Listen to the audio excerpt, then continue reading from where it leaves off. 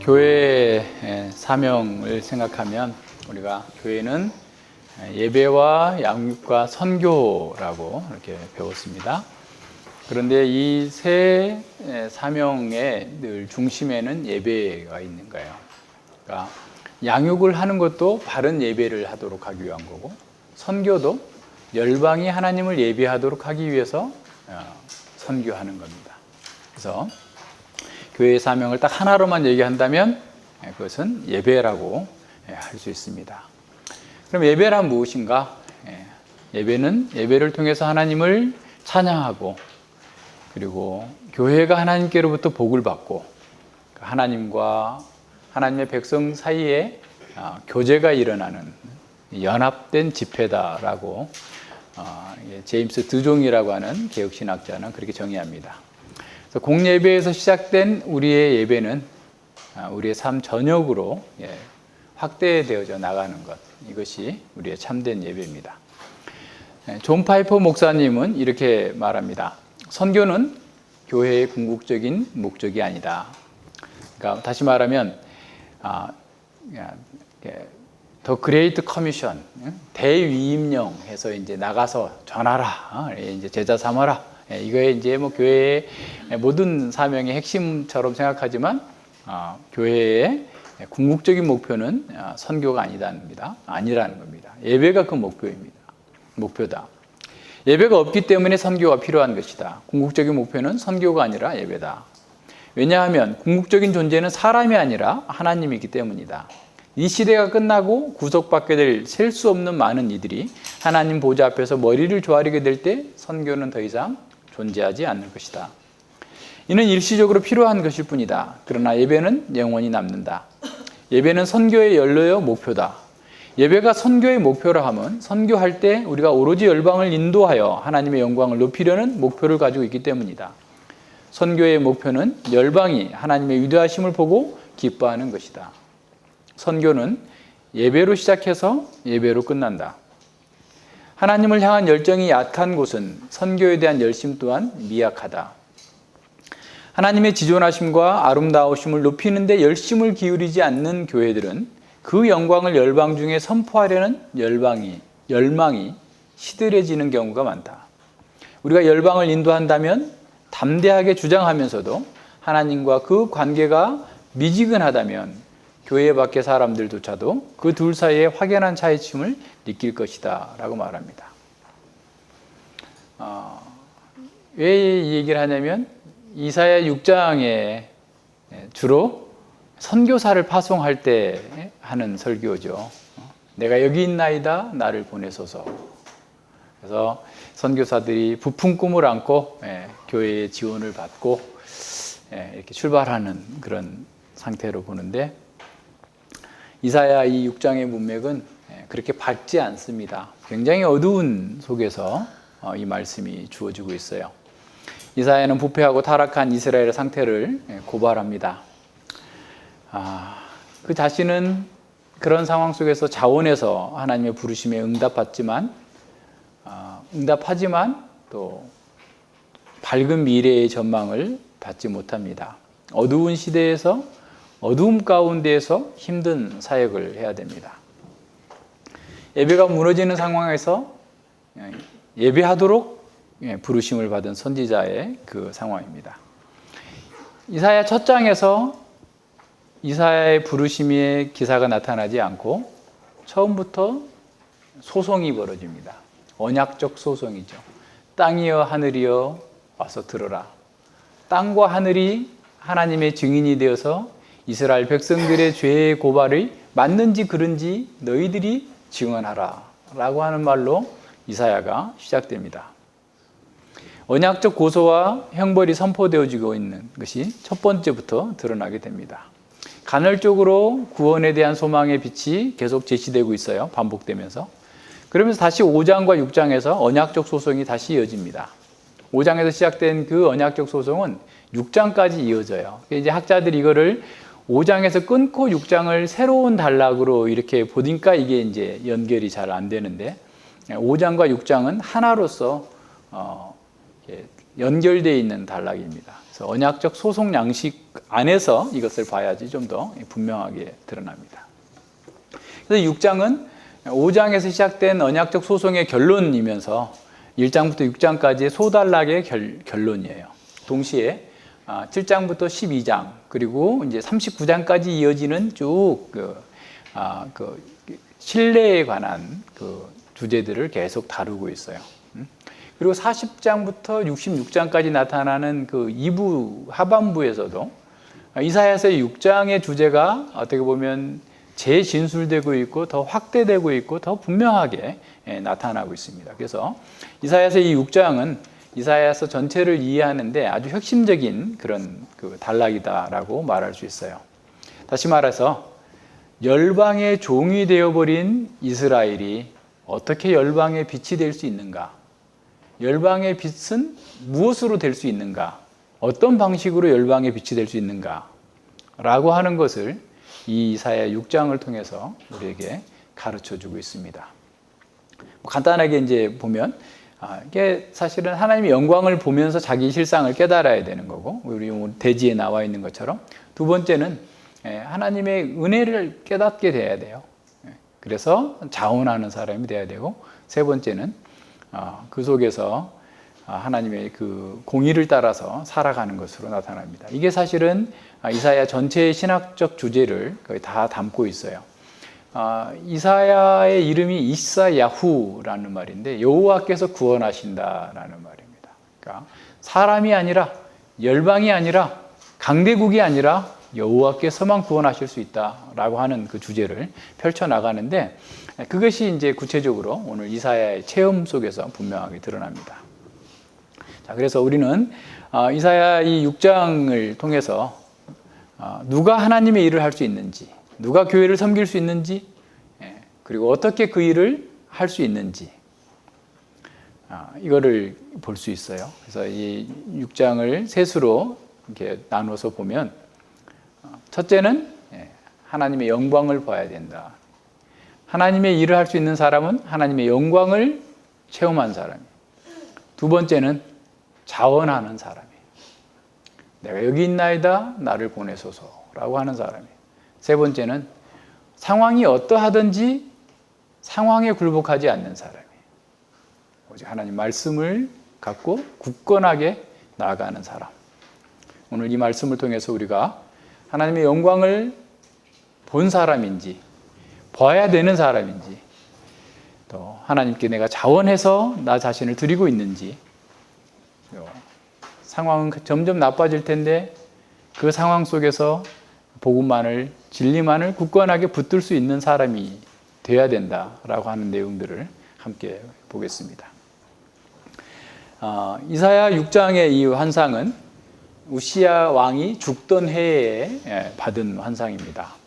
그래서 이제 이사야 소명 기사가 왜 6장에 와 있을까? 1장에 와 있어야 되는데 다른 선지자들의 소명은 다 1장에서 나타나는데 왜 6장에서 나타날까? 해가지고 이제 이거를 6장으로 낸 것에 대해서 학자들의 의견들은 굉장히 분분합니다. 그런데 이 이사야의 이 환상 이 6장의 사건을 꼭 선지자로 부름 받았을 당시에 받았다라고 보는 전제의 의문을 제기할 수 있어요.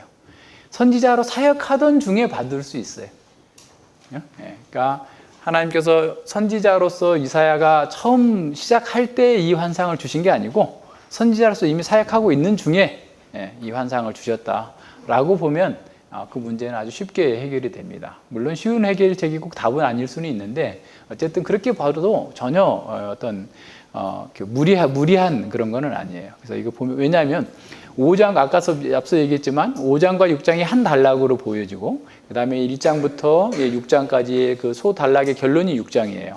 그리고 이 6장의 근거에서 이제 12장까지 쭉 연결되고 그리고 39장 그리고 이제 40장부터 66장까지의 그 이사야서의 주제가 어떻게 보면 다 이 6장에 지금 이렇게 뭐랄까 이렇게 연결돼 있어요. 통합적인 주제로. 그래서 요 6장을 잘 이해하면 이사야서 전체를 잘 이해할 수 있는 이런 방식으로 기록되어 있기 때문에 굳이 그렇게 보지 않아도 된다라고 하는 것을 생각해 봅니다.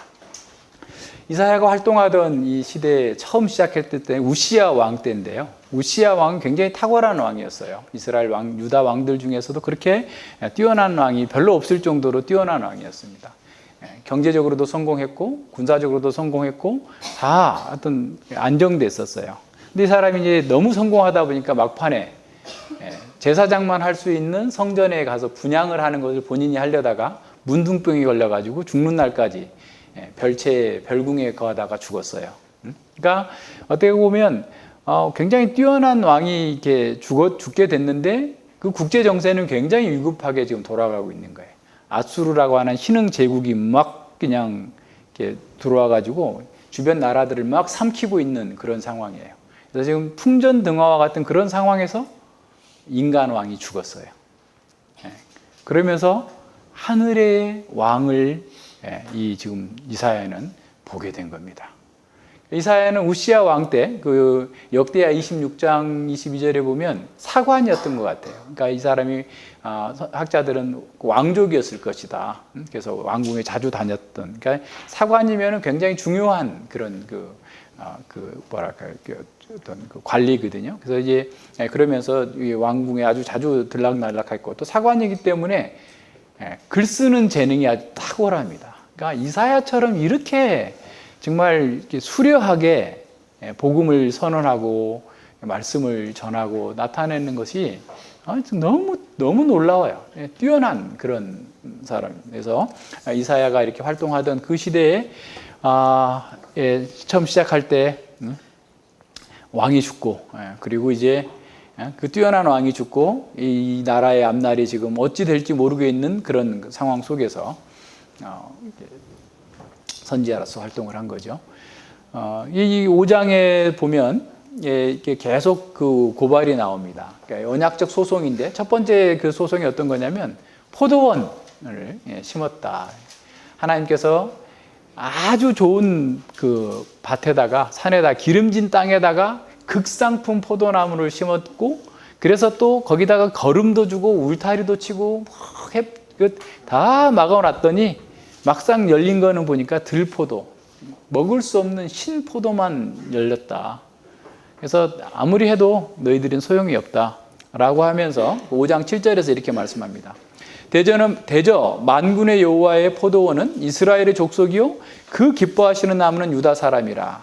그들에게 공평을 바랐더니 도리어 포악이요 그들에게 의로움을 바랐더니 도리어 부르짖음이었다라는 거예요.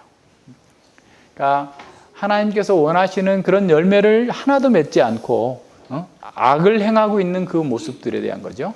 자, 그러면서 이제 그 5장 8절로 30절까지는 이러한 유다의 죄악된 실상이 구체적으로 무엇이었는지를 조목조목 이렇게 지적하면서 화를 선포해요.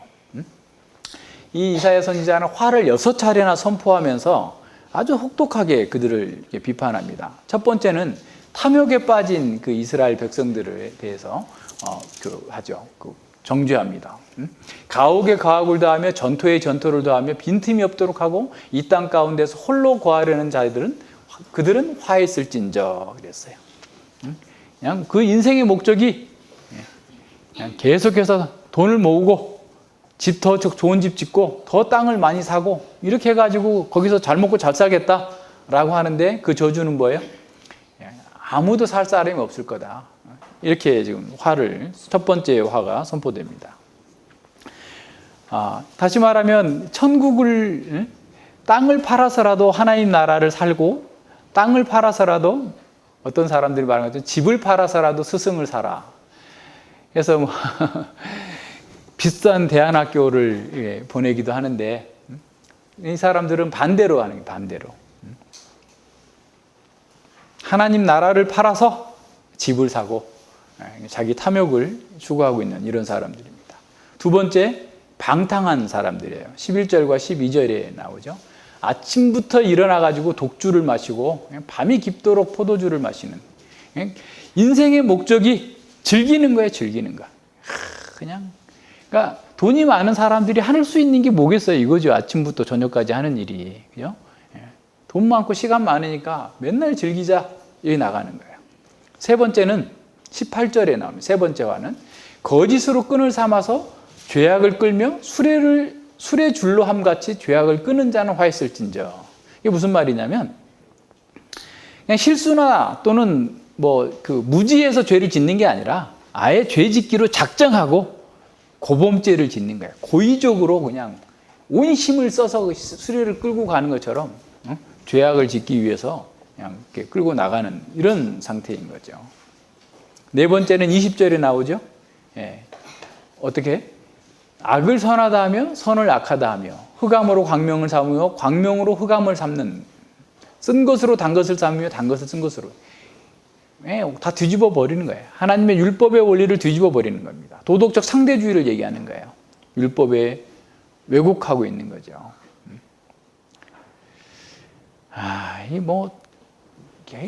이 뒤에 가서 계속 나와요. 30장도 한번 보실래요? 30장 10절에 보면 이사야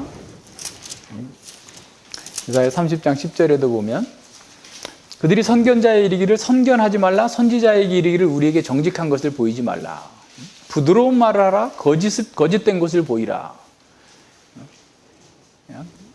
선지자에게 그런 얘기 좀 하지 마.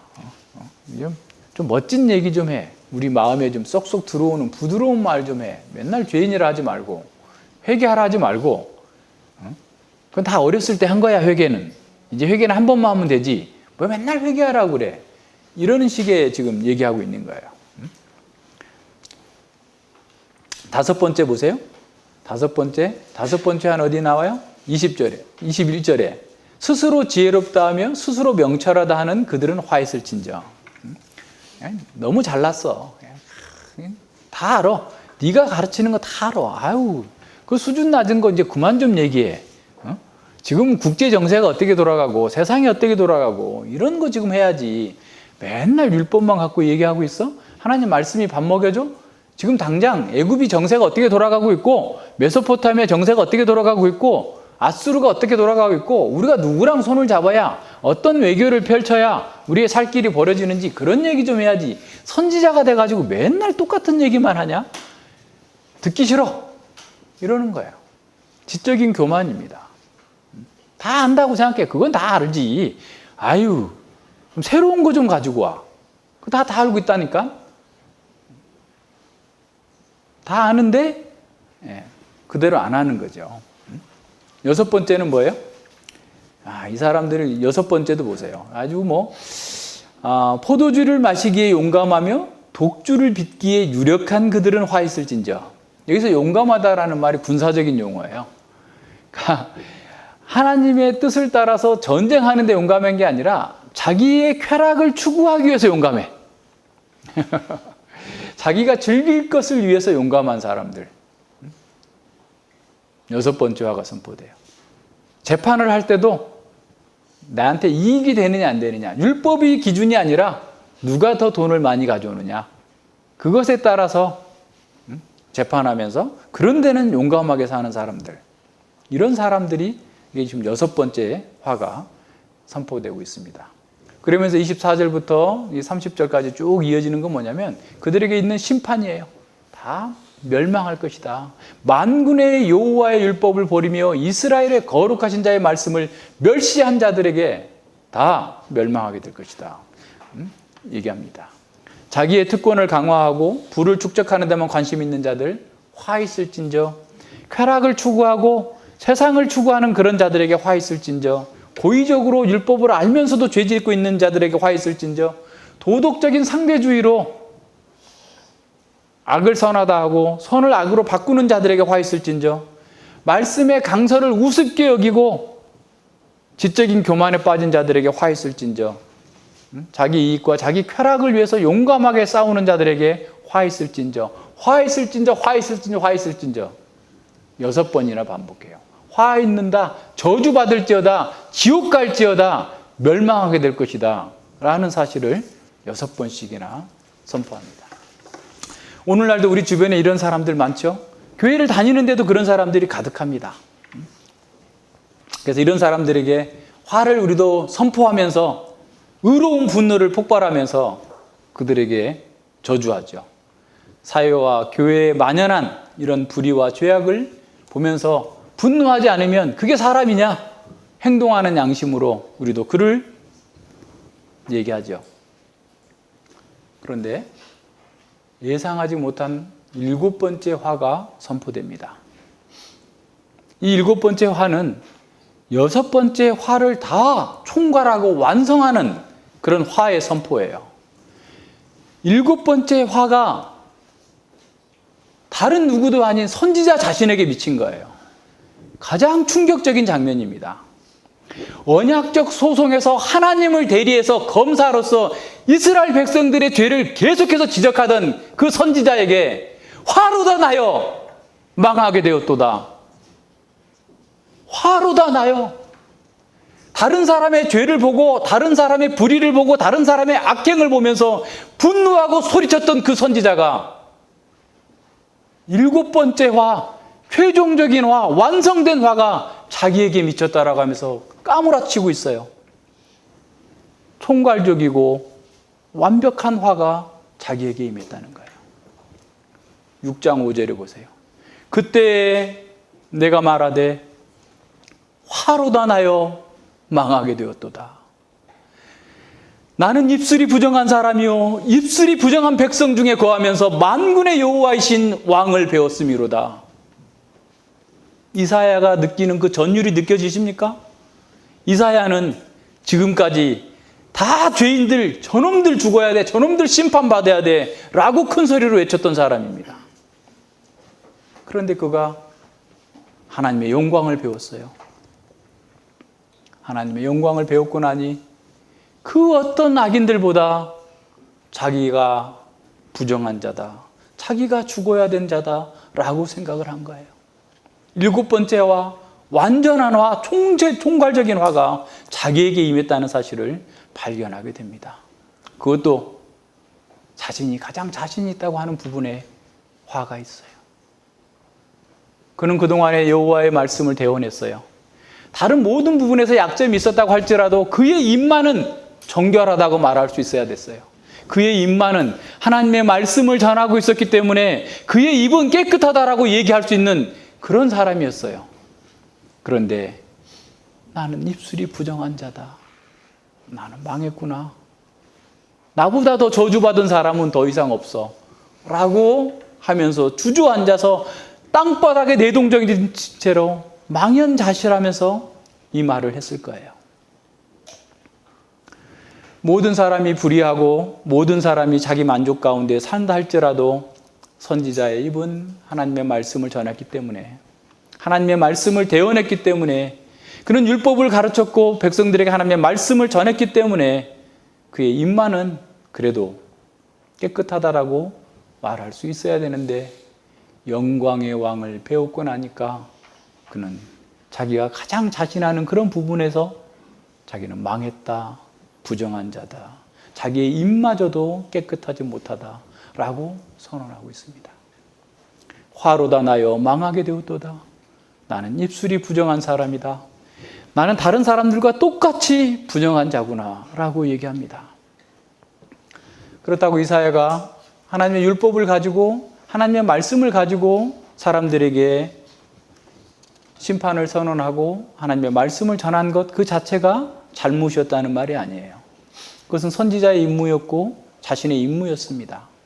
하지만 이사야는 우시야 왕이 죽던 해에 천상의 왕을 배우고 나서 그 거룩한 영광을 배우고 나자 그는 깜짝 놀라게 된 거예요. 자기가 보지 못했던 자신의 죄악과 부패함을 보게 된 겁니다. 가장 위험 있는 천사들이 하나님 앞에서 얼굴을 가리고 발을 가리고 거룩하다 거룩하다 거룩하다 찬송하면서 하나님을 경배할 때 온 땅이 흔들리고 문지방이 흔들리고 있는 그 상황 속에서, 그 위험 속에서 이사야는 하늘 궁정의 그 영광 가운데에서 자기가 어떤 존재인지를 발견하게 된 겁니다. 하나님의 영광을 본 이사야 선지자는 다른 사람의 죄가 문제가 아니라 바로 자신에게 가장 큰 문제가 있다라는 사실을 깨닫게 된 거예요. 자기가 온전하다고 생각했던 그 입술조차도 부정하다면 그는 아무것도 깨끗한 것이 없는 거죠. 하나님께 헌신된 삶을 살았다고 자부했던 그의 입술마저도 부정하다면 그에게 무엇을 기대할 수 있겠습니까? 그의 입술은 그의 부정한 마음을 숨길 수 없었어요. 그는 자신의 마음에 어느 한 곳도, 한 구석도 성한 곳이 없다라는 사실을 깨닫게 된 겁니다. 다른 사람에게 화를 선포했던 그 선지자는 이제 자신에게 화를 선포합니다. 다른 방법이 없습니다. 7번째 이 화는 정당하고 완전한 심판을 받아야만 했습니다. 이렇게 거룩하신 하나님의 영광을 경험한 사람은 누가 됐든지 자신의 부정함을 깨닫게 됩니다. 자신이 영원한 심판 앞에 직면해 있다는 사실을 인식하게 되는 거죠. 자신은 그 어떤 것도 하나님 앞에서 주장할 것이 없음을 깨닫게 됩니다. 자신은 물론 세상 그 어디에서도 자신의 이 부정함을, 자신의 의를 변호해 줄 사람이 아무도 없음을 그는 깨닫게 됩니다. 어떤 변명도 어떠한 것도 하나님 앞에서 통할 수 없습니다. 자신이 하나님을 대신해서 검사로서 이스라엘 백성들의 죄악을 소송했던 그 모든 죄악이 곧 자기 속에서 발견된 것입니다. 이것을 실존적으로 체험한 사람만이 하나님의 은혜를 깨닫게 됩니다. 선지자로서 하나님의 말씀을 선포했다고 해가지고 그 자신이 자동으로 구원받는 것이 아닙니다. 구원이 보장된 것도 아니었습니다. 영광의 하나님을 대면해야만 했습니다. 인격적으로 그 하나님을 만나야만 했습니다. 그래서 자신의 그 부패한 참상을 실존적으로 경험했어야만 합니다. 그런 사람만이 자신을 객관적으로 볼 수 있습니다. 자신을 객관적으로 본 사람은 이사야처럼 엎드려져서 절망 가운데에서 부르짖을 수밖에 없습니다.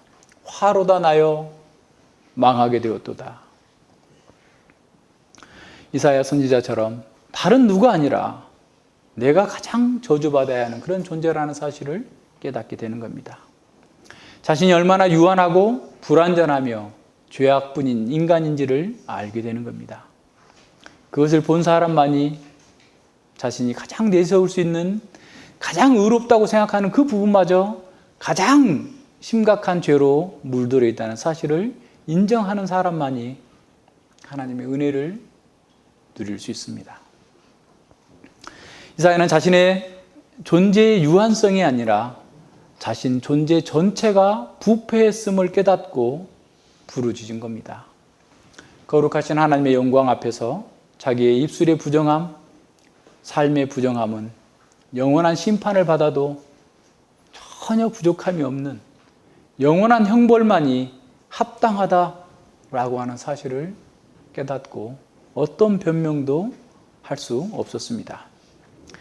하나님의 말씀을 전하고 하나님을 찬양하였던 그 입술마저 깨끗하지 않다면 그 무엇을 하나님 앞에 내세울 수 있겠습니까? 그 입술이 깨끗하지 않았던 것은 그의 마음이 깨끗하지 않았기 때문에 그래요.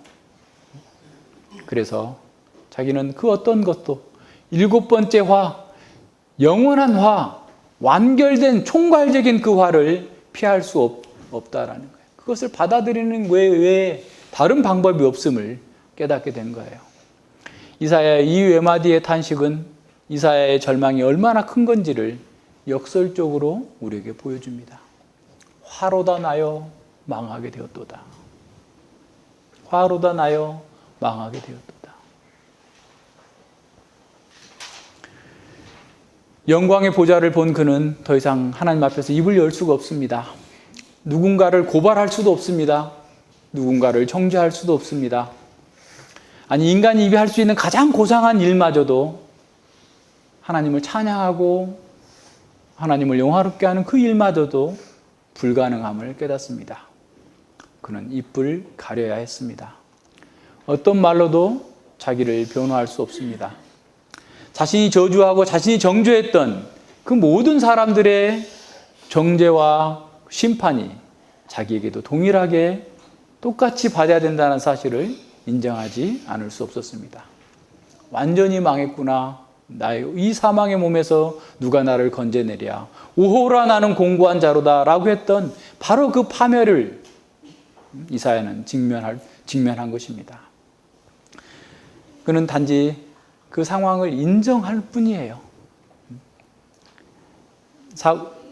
살기가 등등해서 스데반을 죽이는데 동의하고 다른 성도들을 잡아서 예루살렘으로 끌어다가 심판하기 위해서 살기 등등해서 다메섹으로 떠났던 바울이 정오의 태양보다 몇십 배 두려운 밝은 그리스도의 영광을 보고 눈이 어두워지고 꼬꾸라졌던 것처럼 이사야는 그 하나님의 영광을 보면서 자신의 모든 것들을 다 내려놓을 수밖에 없었습니다. 이런 극한의 절망, 아무런 소망이 없다고 느껴질 바로 그때 6절과 7절에서 천사가 나타납니다. 때에 그 스라브 하나가 화저로 단에서 취한 바 핀 숯을 손에 가지고 내게로 날아와서 그것을 내 입에 대며 가로되 보라 이것이 내 입에 닿았으니 내 악이 제하여졌고 내 죄가 사하여졌느니라. 하나님의 거룩하심과 자신의 비참함을 본 사람만이 주님의 은혜를 갈망할 것입니다. 아니 이사야는 주여 은혜를 주시옵소서라는 말도 할 수 없었어요. 주님의 처분만 바라나이다. 저는 어떤 것도 요구할 수 있는 사람이 아닙니다. 주께서 나에게 하라는 대로 완벽한 심판이라도 저는 받아들일 수밖에 없습니다라고 하고 있는 그 자리에 그때에 천사가 나타납니다. 하나님의 영광을 본 사람은 논리적으로 하나님과 따지지 않습니다. 다른 사람들보다 난 상대적으로 죄를 덜 지었다라고 말하지 않습니다. 나는 다른 사람보다 더 낫습니다. 그래도 조금은 낫습니다. 라고 하나님께 말하지 않습니다. 자기의 부패한 실상을 본 사람은 화로다 나여 망하게 되었도다. 심령이 가난해지고 애통하는 것 외에 다른 방법이 없음을 그는 깨닫는 겁니다. 그런 사람에게 천사가 화저로 불을 짚는 집게로 숯을 가져와서 단에서부터 숯을 가져와서 그게 향단인지 제단인지는 알 수 없지만 그 단에서 가져와서 제물이 드려진 후에 그 숯을 가져와서 입술에 대면서 내가 깨끗하여졌다. 내 죄가 사하여졌다. 라고 선언하고 있습니다. 스랍이라고 말하고 있는 이 천사는 그 문자 그대로는 불타는 것 같은 존재예요. 불의 이미지가 계속해서 강력하게 나타나죠. 제단에서 가져온 불, 그 불이 심판하는 능력과 정결케 하는 능력을 가졌습니다. 불은 인간의 죄 때문에 영원한 심판을 받아야 된다는 사실을 보여주면서 동시에 불태워진 짐승으로 오신 예수 그리스도 때문에 우리가 대속의 은혜를 입게 된다는 사실을 보여줍니다. 그 대속에 죽음이 있었기 때문에 정화의 숯이, 정화의 불이 나왔습니다. 그 불에 선지자의 입이 닿았습니다. 그래서 비로소 내 악이 죄하여졌고 내 죄가 사하여졌느니라라고 하는 천사의 선언이 나옵니다. 세상은 귀먹어서 듣지 못하지만 하늘 궁정에서 선포되고 있는 이 우렁찬 천사의 음성이 하늘에 잔치를 쏟아냈을 것입니다. 새로운 생명이 탄생했습니다. 하나님의 영광을 본 죄인이 하나님의 영광을 알게 됐고 그 영광으로 변화되고 있고 그 영광을 증거하는 사람이 되었습니다. 이게 첫 번째입니다. 주님을 위해서 일할 수 있는 사람은 거룩하신 성삼위 하나님의 영광을 본 사람이어야 됩니다. 하나님의 영광을 본 사람은 자신의 부정함과 자신의 멸망할 죄들을 다 본 사람입니다. 이것을 보지 못한 사람은 하나님의 영광을 본 사람이 아닙니다. 자신의 비참한 죄성을 본 사람이 아닙니다. 이걸 보지 못하고 복음을 전하는 사람만큼 불행한 사람이 없습니다. 이것을 보지 못하고 하나님 나라를 전하는 사람만큼 불행한 사람이 없습니다. 하나님의 영광을 본 사람, 자신이 얼마나 부패한지를 본 사람만이 하나님 나라를 위해서, 교회를 위해서 일할 수 있는 사람입니다. 주님을 위해서 일하는 것은 늘 두 번째예요. 첫 번째가 하나님의 영광을 보았느냐, 자신의 부패함을 보았느냐, 세상에 그 어떤 누구보다도 7번째 화를 당해야만 되는, 가장 심각한 화를 겪어야만 되는, 저주받아야 된 그러한 죄인이라는 사실을 내가 알았느냐. 이걸 모르기 때문에 계속해서 딴 사람을 비판하고 딴 사람에 대해서 얘기하고 정죄하고 저주하고 하면서 자기는 다 빠져나가는 거예요. 우리가 죄와 불법에서 정결케 되지 않는다면 무슨 일을 한다 할지라도 그것 자체가 깨끗한 것이 아닙니다. 어떤 사람이 아무리 선한 일을 한다 할지라도 그 일 자체로서는 자신을 구원할 수 없습니다. 자신의 죄에 대한 극한의 절망 속에서 하나님의 은혜의 불에 접촉되지 않는다면 우리의 마음은 결코 깨끗해질 수 없습니다. 이런 경험이 없기 때문에 사람들은 진정한 변화를 경험하지 못합니다. 세상에 대한 미련을 버리지 못합니다. 자기 교만과 자기 사랑과 자기 충족감을 버리지 못합니다. 이사야는 자신이 신랄하게 고발했던 그런 죄악들이 자신 안에 더 깊이 뿌리박혀져 있고 자신을 더 위태롭게 하고 있다는 사실을 발견했습니다. 세상에 대한 욕망과 자기의 교만과 애착들은 결국 하나님의 영광을 보고 자기가 화로다 나여 망하게 되었도다 라는 사실을 인식할 때 그 은혜의 불에 접촉되는 것으로 해결될 수 있습니다. 그런 사람만이 주님을 위해서 일할 수 있어요. 많은 사람들이 이러한 경험이 없이 기독교 사역에 뛰어들어요. 그러니까 교회는 늘 인본주의적인, 서양의 인본주의 종교처럼 보여지는 거예요.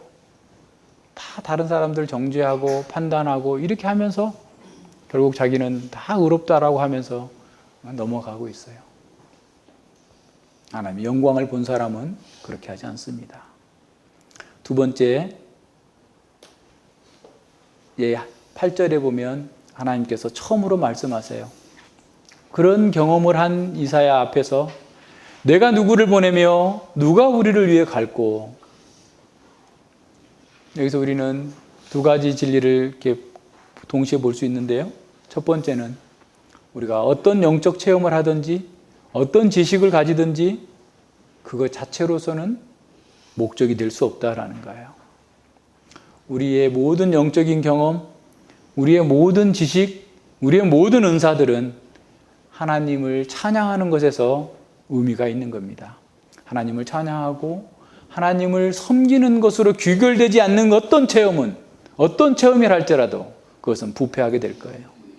영적인 지식과 영적인 은사와 영적인 모든 능력들은 하나님의 영광을 위해서 사용해야 될 도구일 뿐이지 그것을 가지고 자기를 높이고 그것을 가지고 다른 사람보다 내가 더 낫다 라고 얘기할 건덕지는 전혀 없는 거예요. 두 번째 진리는 이겁니다. 하나님은 이사야를 부르지 않아요. 누구의 이름도 부르지 않습니다. 뭔가를 하라고 강요하지도 않습니다. 뭘 얘기합니까? 하나님의 은혜를 체험한 사람은 강요해서가 아니라 자원해서 하나님의 부름에 응답한다라는 겁니다. 기독교는 은혜의 종교입니다. 하나님의 은혜를 체험한 사람은 가만히 앉아 있을 수 없어요. 주님의 은혜는 주님을 위해서 일하게 만듭니다. 믿음은 사랑으로 역사하게 합니다. 자원하여 기쁘고 즐겁게 일하는 사람, 그 사람을 만들어냅니다. 시편 110편 3절에서 말씀하고 있는 것처럼 주의 권능의 날에, 주의 은혜가 임하는 날에 주의 백성이 거룩한 옷을 입고 즐거이 헌신하니 새벽 이슬 같은 주의 청년들이 주께 나오는도다. 하라 하지 마라, 뭐 헌금을 하라, 뭘 하라, 이런 뭐 봉사하라, 이런 얘기할 필요가 없다는 거예요. 주의 권능을 체험한 사람은, 주의 은혜를 체험한 사람은 자원하여서 한다는 거예요. 이것이 기독교의 아름다움입니다. 이것이 교회의 아름다움이에요. 누가 시켜서가 아니에요. 그의 존재의 변화가 그의 행동의 변화를 만들어내는 거예요. 그것도 즐거움과 기쁨으로 자원해서 그 일을 하게 됩니다. 이사야는 얘기합니다. 내가 여기 있나이다.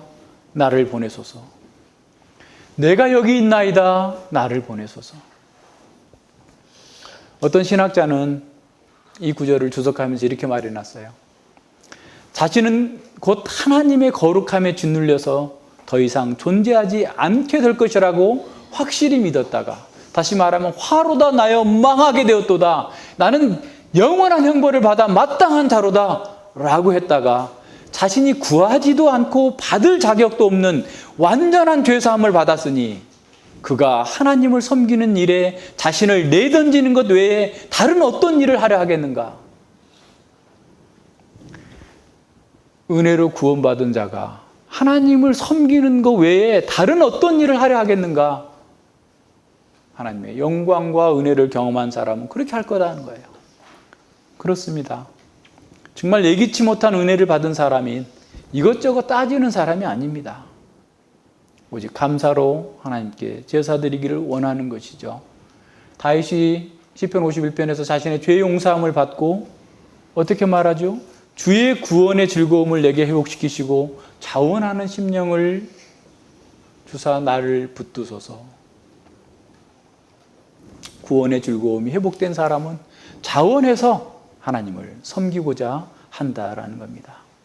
만약 누군가가 이사야처럼 다윗처럼 하나님의 은혜의 기적을 체험했다고 한다면 우리는 그에게 하나님을 섬겨라, 뭘 해라, 주일 성수해야 된다, 뭐 해야 된다 얘기할 필요가 없다라는 겁니다. 은혜의 기적을 체험한 사람은 하나님을 사랑합니다. 은혜의 기적을 체험한 사람은 하나님의 일을 사랑합니다. 그래서 어떻게 하나님을 섬겨야 할 수 있을지 묻는 사람이어야 되는 거예요. 먼저 묻는 사람입니다. 이것을 체험하지 못한 사람은 대차대조표 두는 거죠. 하나님의 일했을 때 이익, 내 일했을 때 이익 계산해가지고 차액 계산해서 내가 이익 남는 쪽으로 선택하는 거예요. 교회 일을 하지만 순수한 동기가 아니라 자기 영향력을 확대하기 위해서 사역을 하는 사람은 여전히 계산하는 사람입니다. 그런 사람의 마음에는 일을 하면서도 기쁨이 없어요. 평강이 없어요. 조금만 일하다가 힘들면 불평합니다. 그리고 자기가 헌신하는 것만큼 자기가 큰 소리 칠 수 있는 자기의 영향력 있는 지분을 요구하고 있는 거죠. 세상의 교회들이 그렇지 않아요? 그런 사람들은 죄사함에 감격이 없고 새 생명의 역동성을 맛보지 못했기 때문에 늘 자기중심적으로 모든 것을 판단합니다. 아담과 하와가 범죄한 후에 하나님의 찾으시는 그 음성을 피하여 도망간 것처럼 교회는 나왔지만 무슨 일만 하자고 그러면 도망갑니다. 안 보이는 거예요. 이런저런 핑계를 대면서 빠지려고 하는 겁니다. 그런 사람들과 함께 일하는 것은 정말 힘든 일이죠. 그런 사람들은 아예 처음부터 일을 시키지 않아야 됩니다. 물론 특별한 경우에는 뭐 해야 되겠지만 안 해도 돼요. 없으면 안 해도 되는 거예요. 먼저 자기의 실상을 하나님 앞에서 객관적으로 볼 수 있도록 말씀 공부에 더 집중하도록 도와줘야 되는 거죠. 교회가 아름다운 것은, 교회가 능력 있는 것은 이렇게 자원해서 섬기는 사람, 자기 가족처럼 자기 일처럼 열일 제껴놓고 자원하여서 섬기는 사람들이 있기 때문에 그렇습니다. 바울은 고린도 교회에 스데바나의 집에 대해서 칭찬하면서 고린도 교회가 그들을 알아주라라고 하면서 이렇게 말씀합니다. 형제들아, 스데바나의 집은 곧 아가의 첫 열매예요. 고린도에 가서 복음 전할 때 처음으로 믿었던 그 집이에요. 근데 그 사람이 성도 섬기기로 작정한 줄을 너희가 아느니라. 이걸 누가 억지로 시키겠어요? 자원해서 내 평생, 내 인생 전체가 주님의 교회를 위해서 살겠다. 브리스길라와 아굴라는 고린도에서 바울을 만나고 에베소까지 갔고 에베소 교회의 사역을 또 엄청 돕다가 다시 로마에 가서 로마 교회를 섬기고 인생 전체가 다 주님의 교회, 주님의 복음을 위해서 내가 그 일을 위해서 산다, 존재한다, 자원해서 그 일을 한 거예요. 성도를 섬기는 일, 교회를 섬기는 일, 강요해서 되는 일 아닙니다. 물론 얼마 동안은 할 수 있겠죠. 하지만 꾸준하게 어려움 가운데에서 지속할 수 있는 것이 없어요. 주님의 권능을 체험한 사람, 새벽 이슬같이 주의 백성으로 새롭게 거듭난 사람만이 성도들을 기쁘게 감사하게 섬길 수 있게 됩니다. 왜 그럴까요? 앞서 얘기했던 것처럼 나는 죽어 마땅한 자, 영원한 형벌을 받아 마땅한 자임에도 불구하고 하나님께서 구원해 주셨사오니 제가 무엇을 하겠습니까? 덤으로 사는 인생 주를 위해서 살겠습니다 라고 나오는 거예요. 주님의 은혜를 체험했기 때문에 자기 인생의 목적을 다시 찾게 됐고 새로운 생명의 역동성이 그 안에 있기 때문에 그 일을 기쁨과 자원함으로 즐거움으로 할 수 있게 되는 겁니다. 내가 여기 있나이다, 나를 보내소서. 바로 이런 사람이 기쁨으로 자원하여 주님의 일을 할 수 있습니다. 자원하여 섬기는 사람이 이 땅에서부터 하나님 나라의 복을 누리게 됩니다. 바울은 고린도후서 9장에서 연보를 많이 하는 사람에게 더 많은 일을 할 수 있도록 복을 주실 것이다 라고 선언하고 있어요. 자신의 건강을 핑계대면서 자신의 경제적인 어려움을 핑계대면서 자기 몸만을 위하는 사람보다 건강은 하나님께 맡기고 사는 것도 하나님께 맡기고 헌신하겠다고 하면 하나님께서 그 일에 복을 주십니다. 하나님 나라의 복은 이처럼 역설적입니다. 칼빈 선생님은 종합병원이었어요. 통풍도 있었고 온갖 질병에 시달리는 그런 분이었어요. 근데 그분이 자기 문장에, 자기 도장에 찍는 그 도장에 뭐라고 써놨냐면 주님, 내 심장을 드립니다. 내 심장을 주님께 드립니다. 그것도 진지하고 신속하게 주님께 내 심장을 드립니다. 하나님의 은혜를 체험한 사람은 이와 같이 고백하며 이와 같이 살게 돼 있어요. 그게 복입니다. 9절로 13절에 보면 이렇게 자원하는 선지자의 헌신은 정말 아름답고 복된데, 그러니까 모든 면에서 성공해야 될 것처럼 성공이 보장돼야 될 것 같은데 오히려 그의 사역은 백성들을 회개로 돌이키기보다는 오히려 더 백성들이 완악해질 거다라고 하는 충격적인 말씀이 이어집니다. 9절과 10절 보세요. 여호와께서 가라사대 가서 이 백성에 이르기를 너희가 듣기는 들어도 깨닫지 못할 것이요 보기는 보아도 알지 못하리라 하여 이 백성의 마음으로 둔하게 하며 그 귀가 막히고 눈이 감기게 하라. 염려컨대 그들이 눈으로 보고 귀로 듣고 마음으로 깨닫고 다시 돌아와서 고침을 받을까 하노라 그랬어요. 말씀을 전하는 것은 모든 면에서 예언적인 효과가 나타나는데 이사야는 자신의 변화된 이러한 사역으로 실제적인 효과를, 어떤 효과를 기대했을 것인데 오히려 그의 사역의 결과로 사람들은 마음이 더 완악해지고 더 빨리 파멸로 이끌게 될 것이다 라는 겁니다. 하나님께서 내 백성이라고 하지 않고 이 백성이라고 합니다. 범죄한 사람들을 향하여서 이 백성, 거리감을 표현하고 있는 거죠. 그들이 듣기는 들어도 깨닫지 않고 돌이키지 않을 거다. 듣기는 들어도 듣기는 들을 것이다. 듣기는 듣다라는 말이에요. 모순어법입니다. 듣다라는 말에 이미 순종이 포함되어 있는데 듣기는 듣기만 하고 마는 거예요. 끝나버리는 거예요. 교만과 반역의 마음이 워낙 강해서 아무리 들어도 그들이 그 진리의 의미를 깨닫지 못하고 각성하지 않고 돌이키지 않을 거다라는 거예요. 심지어 싫어하고 혐오할 것이다 라는 겁니다. 구약시대뿐만 아니에요. 신약시대에도 마찬가지입니다. 디모데후서 3장 5절로 7절에서 사도 바울은 디모데 목사에 이렇게 말합니다.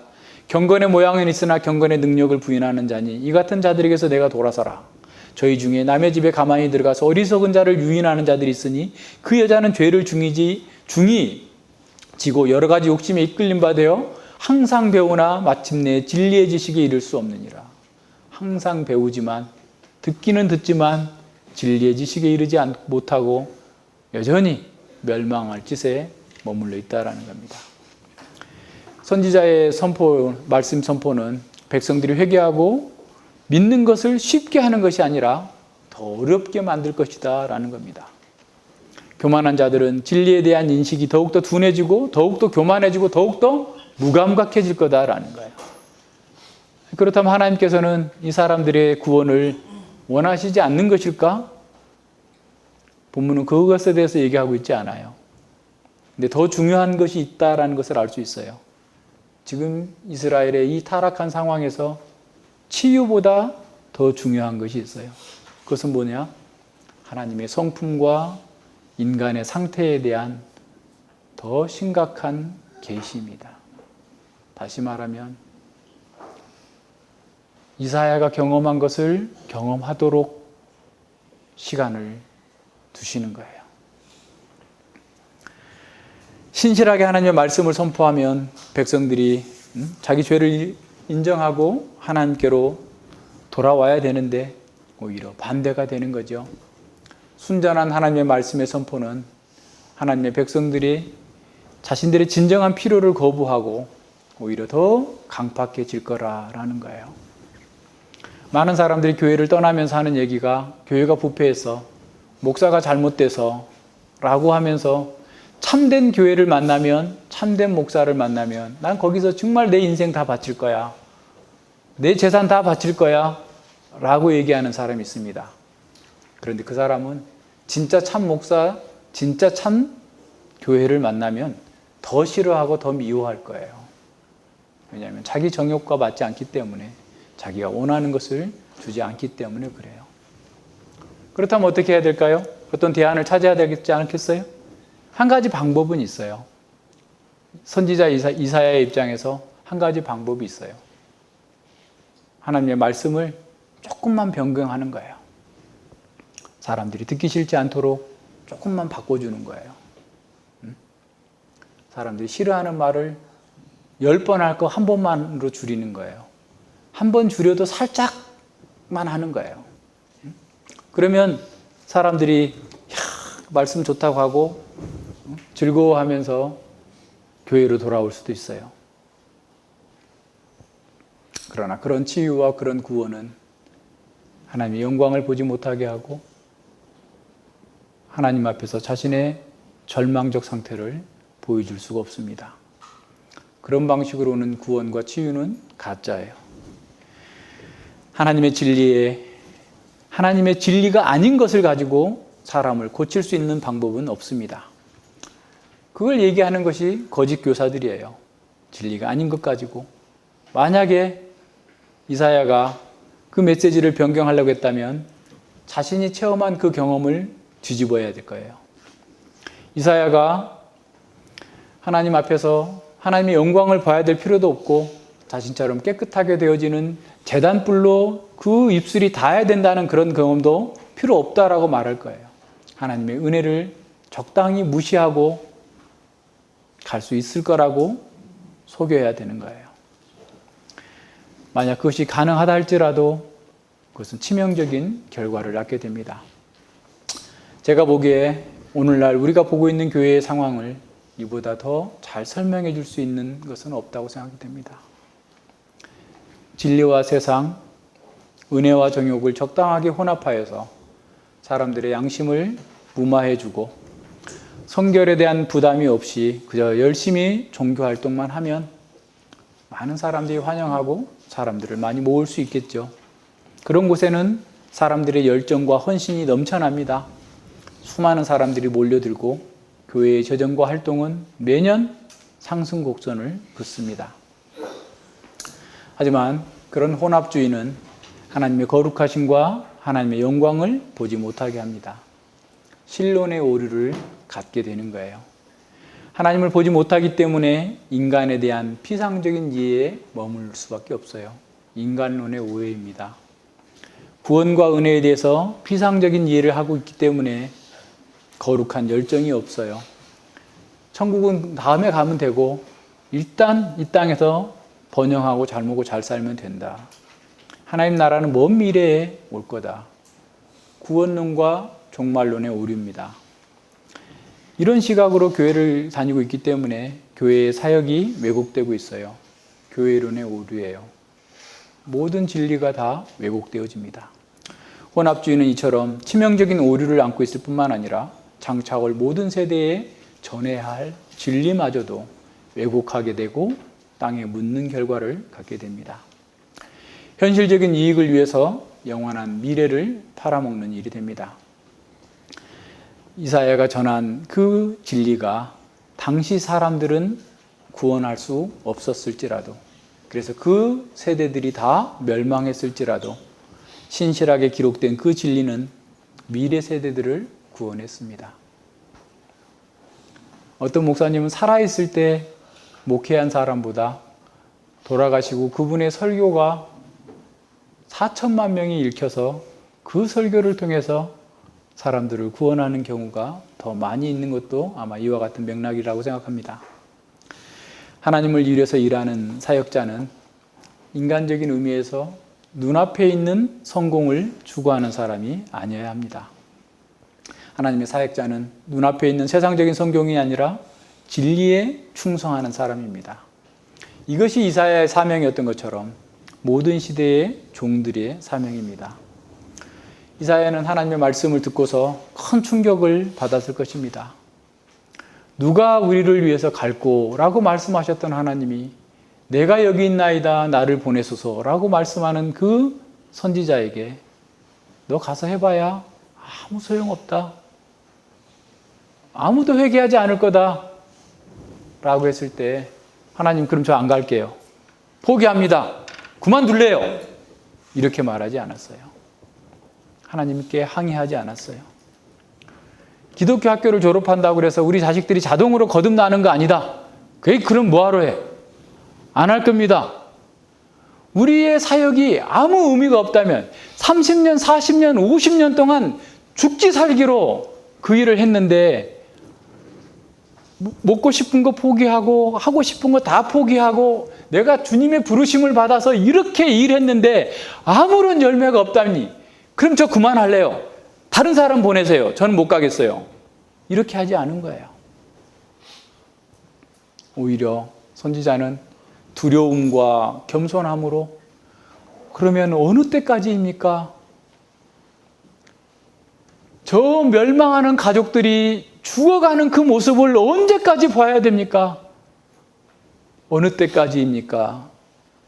천길 낭떠러지를 향해서 질주하고 있는 저 자식들을 바라보면서 제가 그 앞에서 짓밟히기를 언제까지 해야 됩니까? 라고 묻는 거예요. 선지자의 마음은 눈물이 마르지 않았을 것 같아요. 선지자의 마음은 사람들에 대한 그 연민과 애통 때문에 견딜 수 없었을 것 같아요. 짓밟히면서도 두들겨 맞으면서도 선지자의 마음은 자기의 고통과 자기의 아픔보다도 그렇게 해서 멸망해 가는 그 사람들의 안타까움에 마음이 찢어졌을 것입니다. 하나님의 말씀과 하나님의 주권을 인정하면서 하나님의 때까지 하나님께서 나에게 정해주신 그 기간까지 끝까지 그 일을 하겠습니다. 하나님이 이 땅이 텅 빌 때까지 이 성읍이 다 멸망할 때까지 이 성읍에 남아있는 감나무 상수리 나무가 다 없어질 때까지 그때까지 사람들은 내 말을 듣지 않을 것이다 라고 선언합니다. 그러면서 마지막에 거룩한 씨가 거룩한 줄기가 그 땅에서 그 그루터기에서 나올 때까지 계속 그렇게 될 거다라는 거예요.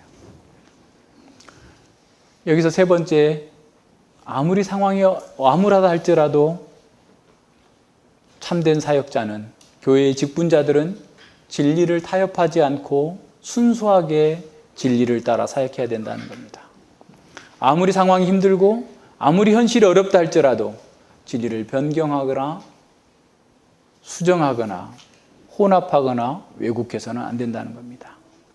죄를 지적하면 사람들이 싫어할 줄 알면서도 그 메시지를 사람들에게 전해야만 되는 거예요. 하나님의 진리와 율법을 따라서 분명하게 선언해야만 되는 일이에요. 어떤 사람의 입장에서 본다면 그런 행동이야말로 참 미친 짓이라고 생각할 수도 있을 거예요. 산타크로스의 크리스마스를 좋아하지 죄를 정죄하기 위해서 이 땅에 오신 그리스도를 사람들은 좋아하지 않습니다. 어리석은 짓이죠.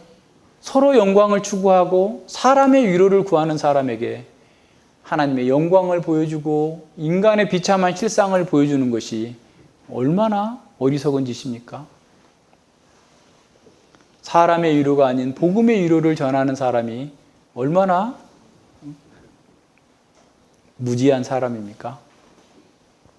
그러나 하나님께서 세우신 사역자, 하나님의 영광을 경험한 사람, 자원하는 사람은 시대와 세상의 그런 조류에 민감하게 반응하지 않고 그걸 따라가지 않습니다. 오히려 진리를 지키고 예배를 보호하고 하나님 나라의 그 영광을 지키는 일에 최선을 다합니다. 자, 교회의 직분자들도 마찬가지입니다. 사람들에게 인정을 받기 위해서 일하는 사람이 아닙니다. 사람이 아니라 하나님의 인정을 바라면서 신실하게 충성하는 사람입니다. 그 길은 오늘도 이사야 시대처럼 결국 즐겁거나 행복한 길이 아닙니다. 이사야가 패역하고 완악한 백성들에게 심판과 형벌의 메시지를 전해야 했던 것처럼 이 시대의 사역자들도 이 세상 풍속과 인간의 정욕을 따르는 사람들에게 경고해야 합니다. 사실 이런 메시지를 누가 좋아하겠습니까? 하나님께서 그런 메시지를 들으면 들을수록 사람들의 마음이 강팍해질 것이라고 말씀하지 않습니까? 오늘날도 이사야 시대와 별반 다르지 않습니다. 재물에 대한 탐욕, 쾌락에 대한 극한적인 추구, 진리를 알면서도 거부하는 사람들, 도덕적인 상대주의로 진리를 왜곡하는 사람들, 교만한 사람들, 자기 이익과 쾌락에 추구하기 위해서만 용감한 사람들이 교회 안에서도 얼마나 많습니까? 십자가의 복음이 아니라 산타크로스의 복음을 전하는 교회와 직분자들이 얼마나 많습니까? 성공지향적인 복음에 세뇌된 사람들 속에서 누가 진리를 바르게 선포할 수 있습니까? 호화로운 예배당과 안락하고 편안한 시설, 자기 사역을 추구하는 회종들에게 누가 화를 선포할 수 있겠습니까? 이생의 성공과 이 세상의 안락함만을 쫓는 이 시대의 조류를 거슬려서 누가 그 사람들에게 복음을 전할 수 있겠습니까? 거절과 모욕과 가난과 육신의 고통을 견디면서 끝까지 제자의 길을 갈 수 있는 사람은 누구이겠습니까? 태양이 양촌을 녹이지만 진흙은 더 굳어지게 합니다. 복음을 참되게 전하면 전할수록 은혜가 있는 사람들은 환영하고 그 마음이 변화되고 부드러워지겠지만 은혜가 없는 사람들은 완고하고 강팍하여져서 점점 더 심하게 직분자들을 대적할 것입니다. 이런 상황에서 누가 포기하거나 누가 타협하지 않고 이 길을 갈 수 있겠습니까? 하나님의 영광을 본 사람입니다. 하나님의 영광 앞에 자신의 비참한 실상을 보면서 화로다 나여 망하게 되었도다 라고 하는 경험을 한 사람이고, 그래서 그리스도의 은혜를 체험한 사람입니다. 하나님을 위해 보냄을 받는 사람은 사람들의 입맛에 맞추려고 메시지를 변경하지 않습니다. 그의 관심은 사람들을 얻는 것이지만 진리를 양보하면서까지 사람을 얻으려고 하지 않습니다. 하나님의 사자로서 진리가 올곧게 선포하는 것이 그의 사명임을 깨닫고 행하는 사람입니다. 그는 부수고 깨뜨리고 뽑는 설교를 통해서 인간의 부정한 실상을 폭로하는 사람입니다. 오직 거룩하신 하나님만이 인생과 역사와 우주의 주인이심을 선포하는 사람입니다. 인간은 완전한 깨어짐을 경험하기 전까지는 결코 정결케 되는 은혜를 갈망하지 않습니다. 따라서 이 일은 이사야처럼 하나님의 거룩하심 앞에서 자신의 실존을 발견한 사람만이 할 수 있습니다. 온전한 회복, 온전한 생명은 화로다 나여 망하게 되었도다라는 탄식 속에서 시작됩니다. 자신의 부패함을 발견한 사람은 자기를 부정하고 은혜만을 의지합니다. 이사야의 설교는 이스라엘의 모든 성읍과 땅이 깨어지고 부셔질 때까지 심판이 계속될 것을 선포해야 했습니다. 오늘날도 설교자는 인간이 의지하는 자기 의가 조금도 없음을 깨달을 때까지 죄의 심각성과 파괴적인 영향력에 대해서 계속해서 설교해야 됩니다. 오직 그리스도께서 십자가에서 이루신 의가 아니고서는 결코 이 화를 피할 수 없다는 사실을 선포해야 합니다. 이렇게 화를 선포할 때 사람들은 다르게 반응하겠죠. 입술이 제단의 불에 닿지 않는 사람들은 사탄 같은 메시지만을 좋아합니다. 입술이 제단 불에 닿지 않는 사람들은 설교자가 되면 황금의 입으로 사람들이 칭송받는 탁월한 설교도 할 수 있습니다. 그러나 주님의 거룩하심도 보지 못한 사람, 자기의 부정함을 보지 못합니다. 그런 사람은 입술로는 주님을 공경하지만 그 마음은 주님에게서 멀리 떠나 있습니다. 입술에 불이 닿지 않는 직분자들은 사람의 계명으로, 과거에 했던 방식으로, 옛날에 어떤 교회에서 해보니까 그게 좋더만, 우리도 이렇게 합시다, 저렇게 합시다, 자꾸 사람의 계명으로 그렇게 하는 거예요. 하고자 하는 거예요. 그래서 그런 사람들 가운데에서 이사야는 저주받을 거다, 그에게 지혜와 총명이 없을 거다라고 29장에서 선언합니다. 그래서 그들은 다른 사람들의 죄를 보고 분노하면서도, 정죄하면서도 정작 자신의 죄에 대해서는 눈 감고 교묘하게 빠져나가 버립니다. 주님을 위해 일할 수 있는 사람은 자기가 구제불능인 죄인이고 영원한 멸망을 받아 마땅한 죄인이기 때문에 어떤 노력도 구원의 희망을 얻을 수 없다라는 사실을 압니다. 어떤 사람보다도 내가 더 큰 죄인이라는 사실을 압니다. 그래서 오직 주님의 은혜만을 의지하는 것이죠. 이 은혜를 체험한 사람만이 하나님께서 찾으실 때 조금도 망설이지 않고 자원하여 내가 여기 있나이다, 나를 보내소서라고 말할 수 있습니다. 이런 사람만이 자신에게 어떤 상황, 어떤 힘든 일이 벌어진다 할지라도 주께서 맡기신 대로 주께서 주신 그 메시지를 가감없이 온전하게 선포하고 증거할 수 있습니다. 십자가에서 진노로 불태워진 그리스도의 그 의리 우리를 정결케 했습니다. 우리가 이것을 경험했다면 누가 시키지 않아도 우리는 자원하여 주님을 섬기려 합니다. 만약 여러분 중에 아직도 자기 이익을 계산하면서 이런저런 헌신의 계산기를 두드리고 있다면 처음부터 다시 점검해야 됩니다. 거룩하다, 거룩하다, 거룩하다. 지축이 흔들리는 이 천사의 음성을 여러분 듣고 있습니까? 만국에 충만한 여호와의 영광을 보았습니까? 그 영광 앞에 화로다 나여 망하게 되었다라고 하는 탄식을 한 경험이 있습니까? 보라, 이것이 내 입에 닿았으니 내 악이 제하여졌고 내 죄가 사하여졌느니라 라고 하는 선언을 들었습니까?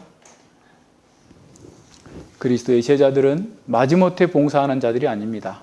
자기 이익을 위해서 기독교 사역을 위해서 사역을 하는 사람들이 아닙니다. 직업을 얻기 위해서 하는 게 아닙니다.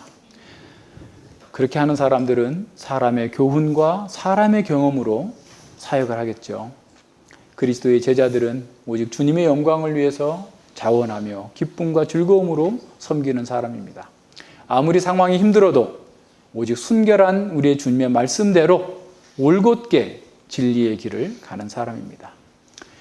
이사야서에 나오는 세 번째 종의 노래 하반부입니다. 나를 때리는 자들에게 내 등을 맡기며 나의 수염을 뽑는 자들에게 내 뺨을 맡기며 수욕과 침을 뱉음을 피하려고 내 얼굴을 가리우지 아니하였느라. 주 여호와께서 나를 도우심으로 내가 부끄러워 아니하고 내 얼굴을 부싯돌같이 굳게 하였은즉 내가 수치를 당치 아니할 줄 아노라. 어떤 수치를 주고 모욕을 줘도 물러서지 않고 끝까지 그리스도의 방식으로 그리스도의 길을 가겠다라는 겁니다. 교회를 말씀대로 섬기는 일은 육신적으로 보면 힘들고 아프고 괴로운 일들의 연속입니다. 교회의 직분은 세상에서 영광을 보장하는 것이 아니라 고난을 보장하는 일입니다. 복음은 세상에서 고난과 수치를 통과한 후에 우리를 영광으로 인도하기 때문에 그렇습니다. 그래서 참 제자는 고난과 수치를 두려워하지 않습니다. 그는 하나님의 주권과 섭리를 믿기 때문에 끝까지 제자의 길에서 떠나지 않는 사람입니다. 먼저 고난받으신 그리스도처럼 이렇게 선언합니다. 나를 의롭다 하시는 이가 가까이 계시니 나와 다툴 자 누구뇨? 나와 함께 설지어다. 나의 대적이 누구뇨? 내게 가까이 나올지어다. 주 여호와께서 나를 도우시리니 나를 정죄할 자 누구뇨? 그들은 다 옷과 같이 헤어지며 조음에게 먹히리라.